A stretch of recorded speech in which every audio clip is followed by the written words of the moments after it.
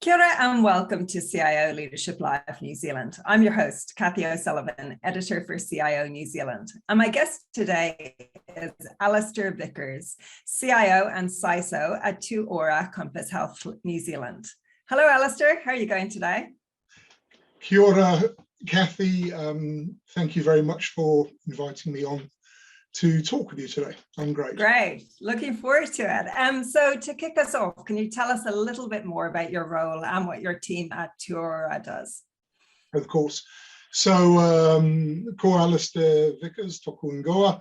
I'm the Chief Information Officer for Te Ora Compass Health, and my role there is to manage all the data and digital capabilities for not just Te Ora Compass Health, but also for a range of healthcare providers that we support through technology in our region, which is across the lower North Island of currently for a few more hours anyway, Cap Coast DHB and Wairarapa DHB. Across the team, we have a number of functions. We have a business intelligence team who are responsible for all of the data ingests and reporting out of the practice management systems of the general practices in our network. There are 57 of those across the two regions. And they use a product which we have implemented recently, but presenting through Power BI. We have an operational function, so we have a 13 and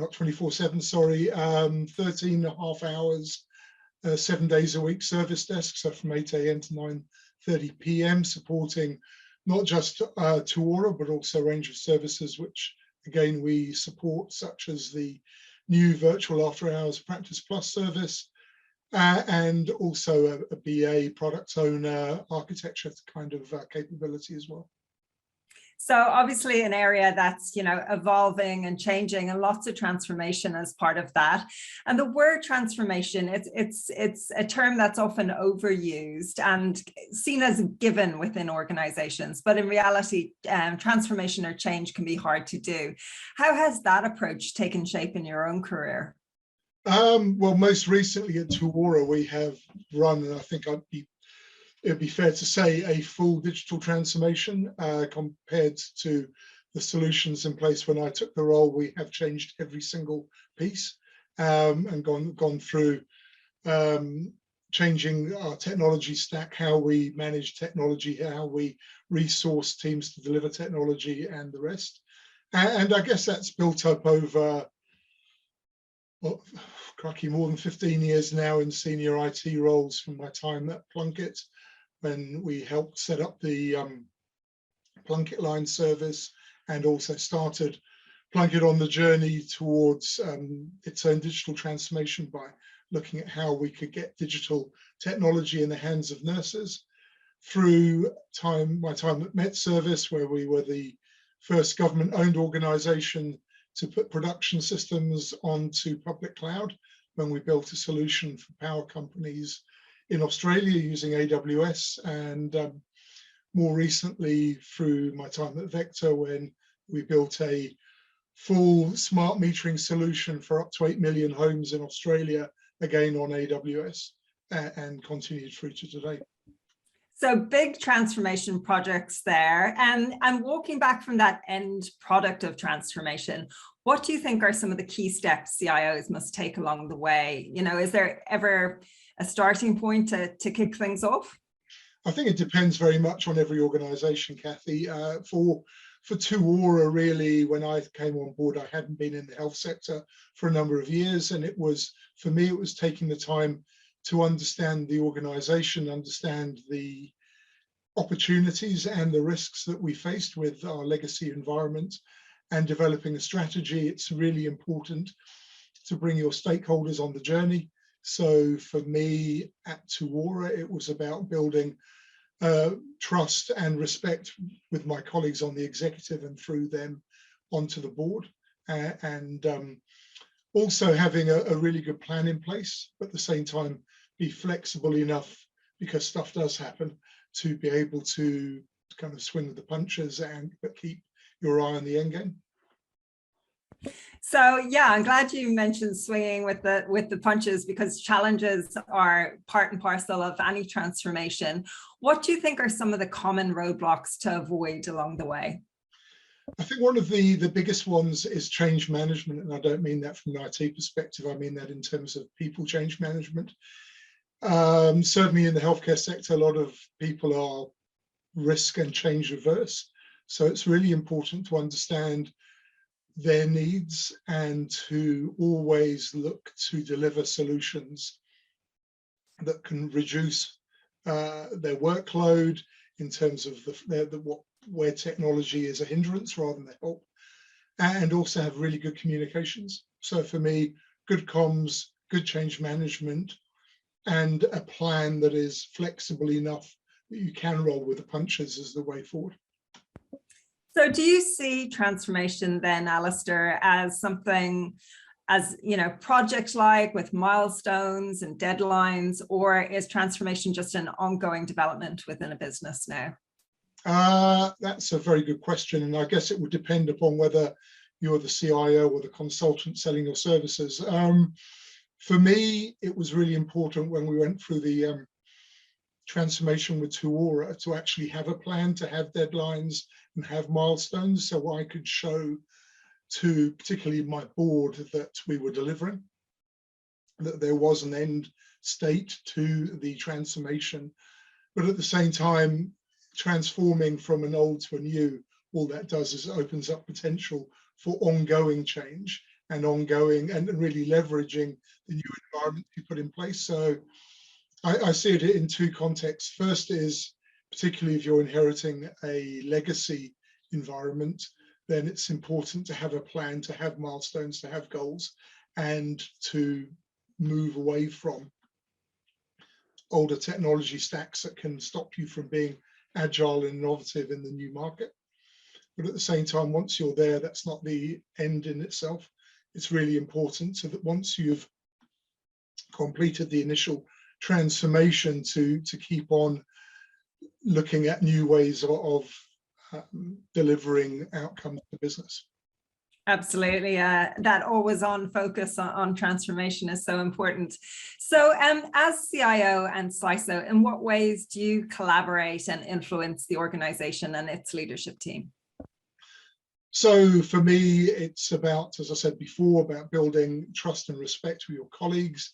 So for me, it's identifying ways in which both myself, bringing my experience to bear and the wider team, how we can add value. It's about supporting business initiatives and adding the technical expertise to make sure they're successful. And also about sometimes just identifying quick wins with the wider team so we can actually get some results, so we can prove our capability. Now, the role of CIO, Alistair, is evolving, as you know, and there's a lot more new titles these days for a CIO. What do you think are some of the key attributes of a successful modern day CIO when it comes to leadership? Probably not being too fussed about what your job title is would be one.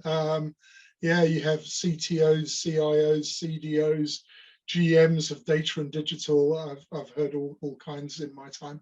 I think one of the most important things, as I alluded to earlier, is to build strong relationships, to be able to translate technical speak into business speak in a way that is meaningful and helps turn on light bulbs, if you will, in the heads of other people in the wider business. It's about building trust, particularly with the chief executive, the CFO or GM corporate services, however that's run, to prove that you are a safe pair of hands, to always keep an eye on the business, not be so consumed with technology that you lose sight of what the business drivers are. And we are in a period of significant change, certainly in the healthcare sector in New Zealand and wider afield, with the impacts of the last 2 years. So actually I see there's a huge amount of opportunity for people, but you do need the ability to think differently and to almost be bipolar between technical expertise and business outcomes, which don't often align very closely or overlap. Indeed. Now, as you mentioned, the healthcare sector has been at the epicenter really of the response to the pandemic. And also, IT is under pressure with so many vacancies and not enough people to fill them. So how are you creating a good internal culture that really helps your people to thrive? So we're really fortunate at Tuora Compass Health. We've got a fantastic chief executive who really lives and breathes everything about the organisation, its values, a very, very dedicated workforce, many of whom have been with the organisation a very long time. In fact, we farewelled our member of staff yesterday who'd been with the organisation over 20 years as one of the founding 3 people in the previous iteration of Tuora.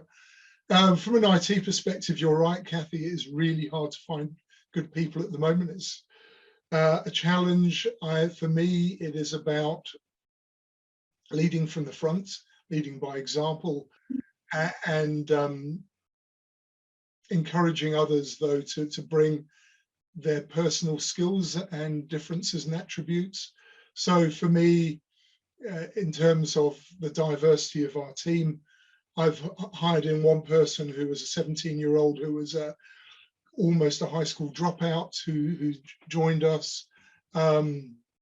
We've hired in people from various different parts of New Zealand. We've got people, one person who lives in Christchurch, one person lives in Wanaka. There's quite a few people, including myself, who live on the Kapiti Coast, so an hour or more north of Wellington. We've got a good mix of men and women. Never enough women, I know, but we're working on that.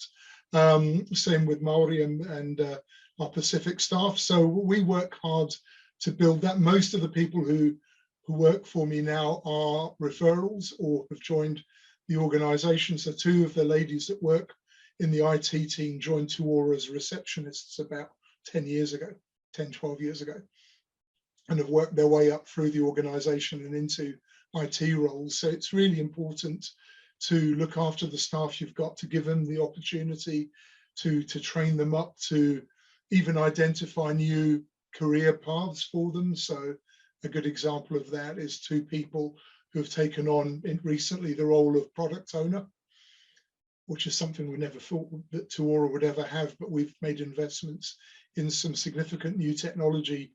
And it's important to leverage that out to our wider stakeholder group and users. So we've got 2 people literally training up as we speak to become excellent product owners and take all their skills and expertise from 10 or more years of working for Tuora to bear in that.